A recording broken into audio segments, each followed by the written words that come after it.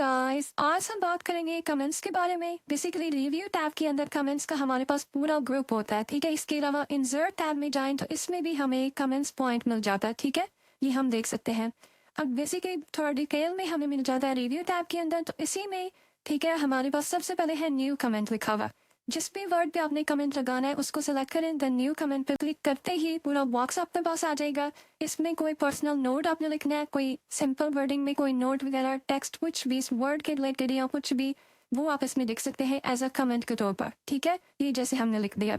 Similarly अगर कोई और वर्ड है, ठीक है, उसको सिलेक्ट करें, उस पर कमेंट लगाना है, सिंपली उसको सिलेक्ट करके, ठीक है, उसमें जो भी नोट वगैरह ऐड करना है वो हम इजीली ऐड कर सकते हैं। अब इसके अलावा इसमें एक पॉइंट होता है प्रीवियस और नेक्स्ट का। प्रीवियस पे क्लिक करते ही प्रीवियस आपका कमेंट आपको शो हो जाएगा, ठीक है। नेक्स्ट पे क्लिक करते ही जो नेक्स्ट कमेंट है वो आपको यहाँ पे शो हो जाएगा। अब इसके बाद एक पॉइंट होता है हमारे पास शो कमेंट्स का।